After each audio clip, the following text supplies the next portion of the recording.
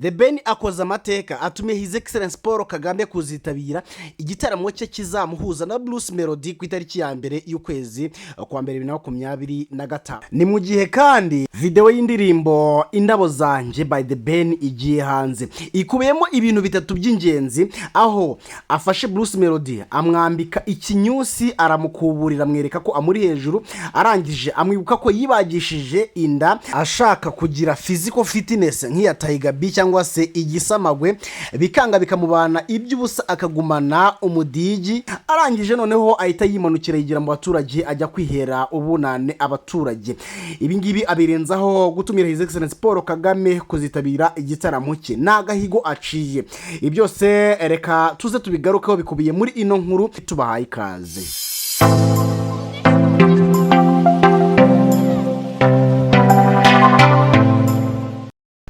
Reka ngusuze kandi nkwifurize gukomeza kugubwa neza wowe udahema kubana natwe makuru ibiganiro tugenda tubagezaho mu bihe bigiye bitandukanye. Nitwa Alexis Mbarusha, nkaba ruti kurashorwa ku muhungu muhaga ku muheto, nkaba umwuzukuru wamboneko aha ni kuri Arimba TV, naho nge ndi Alexis Mbarusha.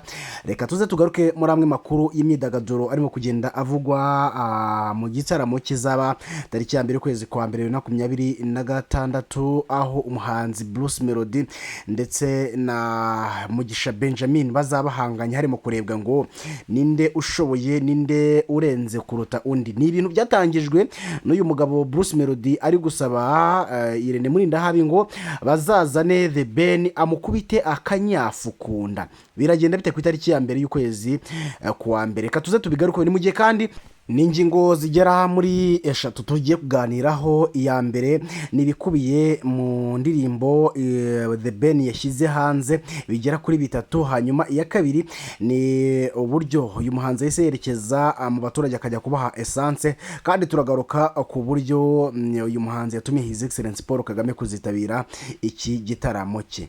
The Ben afashe Bruce Melody abaga nta kinya kabisa. Indirimbo Indabo Zanje yamaze kujya hanze, ariko ibikubiye muri iyi ndirimbo byo nakasa mutwe. The Ben ni umugome, ibi nakoreye Melody ntabwo bibaho. Afashe Bruce Melody abanza amubaga inda, arangije amwibutsa rya zina rye ko ari kinyusi, nka kumwe babivuze bivuye mu gasobanuro, ngero murabyibuka. Ngira ngo amuzi ko Bruce Melody yiswe kinyusi Melody n'abantu mu gasobanuro izina rimubangamira, kubera ko The Ben abizi neza dore ibyo amukoreye. Akoze ibintu bitatu bikomeye cyane muri no ndirimbo, biteye n'ubwoba tugiye kugarukaho muri iki kiganiro cyangwa se muri aya makuru, muri ubu busesenguzi. Afashe uwitwa Nyamabondo amugereranya na Bruce Melody, avuga ko nyine abyibushye nk'udatekereza. Ngira ngo murabizi ko Bruce Melody yashatse no kujya kwibagisha inda, ngira ngo ayo makuru igeze avugwa muri showbuzy.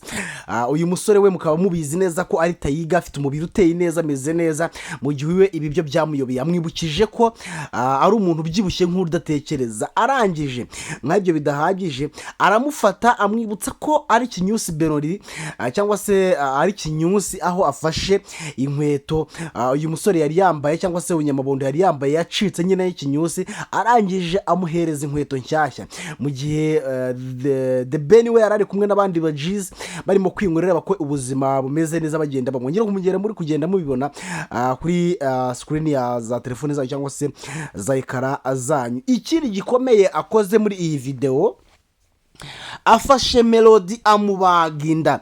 Ngira ngo mwabonye iyi ndirimbo iri gutangira, aho Bruce Melody cyangwa se uyu Nyamabondo afatwa agashyirwa ku iseta akabagwa inda, hano handitse ngo plastic surgery. Ibi ngibi nkaho bidahagije, arangije afata Melody amugereranya n'uyu Nyamabondo. Ni mu gihe nkuko mubyibuka mu ndirimbo iheruka Bruce Melody yashyize hanze yise Munyakazi, yafashe uyu The Ben amuhuha umusatsi. Yafashe umuntu ujya gusa na The Ben, ufite maso harehare nka The Ben, arangije amuhuha umusatsi. Ni mu gihe bivuga ko uyu The Ben afite ikibazo cy'uruhara, cyangwa se afite ikibazo cy'uko umusatsi we usa nkaho wagiye. Ngira ngo ku batari babizi, The Ben buriya hariya ahagana imbere nta musatsi ubaho waragiye, cyangwa se ariko ibyo ni ibintu bisanzwe, abantu barabizi ko nyine hari igihe kigera umusatsi ukaba wagenda bitewe n'imyaka umuntu aba agiye afite, dore ko aba bombi barimo gusatira mu myaka za 40 n'indi. Hanyuma rero yafashe umusatsi, yafashe imashini ihuha yifashishwa mu guhuha umwuka cyangwa se mu guhuha ivumbi irivana ku byuma runaka, arangije afata umuntu wari wambaye aga plante ahita agahuha, bivuga ko nyine yamwibutsaga ko nta musatsi afite. Ni mu gihe aka kantu rero kababaje The Ben araje avuga toke sawa uheneye uzi guhengereza uretse nze nzakwereka. Yamukoreye rero ibintu bitatu. Cyambere yajanye uwitwa Nyamabondo, ngira ngo murabizi yuko nyine n'umuntu umwe mu bantu babyibushye kabisa, ngire ngo akurikirana na Fisi ne bamwe mu byamamare babyibushye. Hanyuma rero yamufashe amugereranya na Bruce Melody, arangije amwibutsa ko umubiri we utameze fresh, arangije amubagenda. Arangije ikindi cya kabiri yakoze kibi cyane nuko yamufashe akajya amwibutsa ko ari Kinyusi Melody nta mwenda mwiza niyo yambaye ataberwa. Arangije aramukuburira aho yamubwiye ati genda wuri umukene nta myambaro ugira, reka nkugurire inkweto. Amuzana inkweto ya Air Force ayikuramo, amaze kuyambara noneho akiryo karaza. Ngira ngo mwabibonye uburyo Nyamabondo yakitinze muri no ndirimbo. Ibi nkaho bidahagije rero arangije ahita amufata amubaga inda. Ibi ngibi bikagena n'amagambo yamubwiye muri iyo ndirimbo amubwira ati ngiye mpagaze ku gasozi ninjye gisamagwe, undi kure ntabwo nkuri kure, meze nk'inzozi kubera ko iyo uryamye urando, turabizi ko ndi mubi cyane. Atese ubundi ninde wari uzi ko mfite izi vase, ninde wari uzi ko nakora ibintu nk'ibi ngibi nakoze.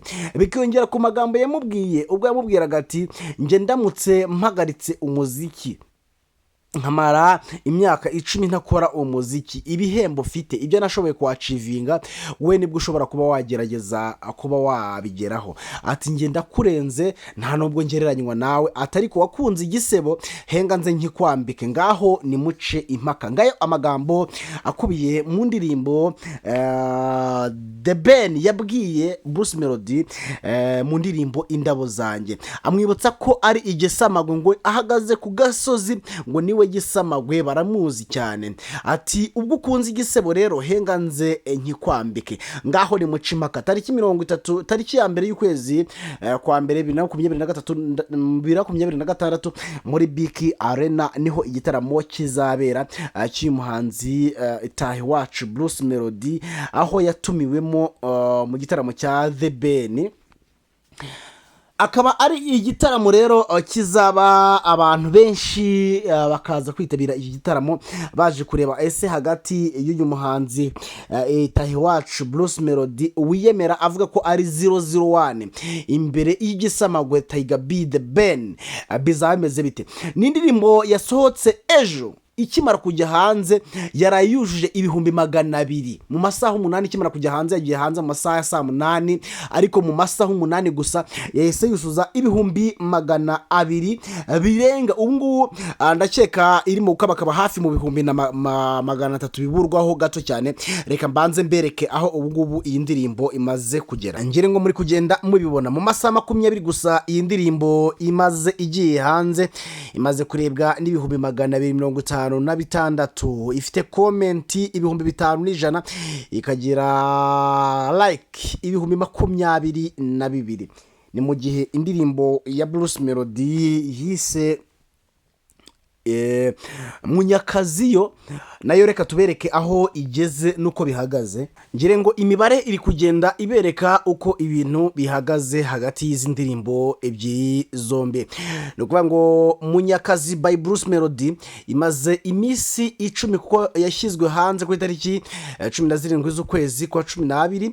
Ubu ikabimaze kugira 89,546 bya views, like 41.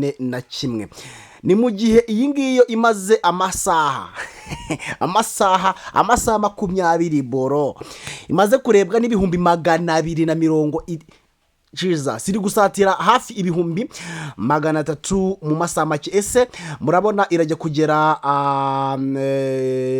iminsi 10 yaramaze kuzuza miliyoni deja, hafi za iri gusatira miliyoni 1 n'igice. Ibi biratwereka iki?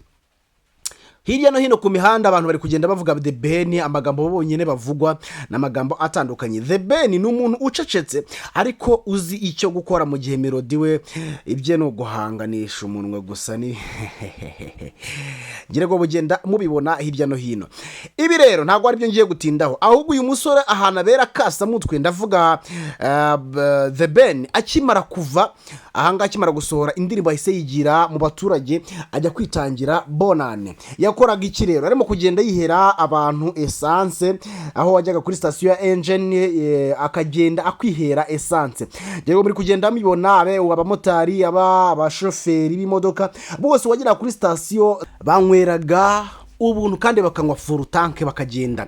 Iyo ni bonane uyu muhanzi The Ben yarimo guha abafana, abakunzi, abanyarwanda muri rusange. Ni umugabo w'umuhanga cyane mu bintu bya politike y'umuziki, ndetse ababishyize ku rundi rwego, ku rwego rukomeye cyane, aribyo bituma akomeza kuba ari number 1, akomeza kwigarura imitima y'abanyarwanda.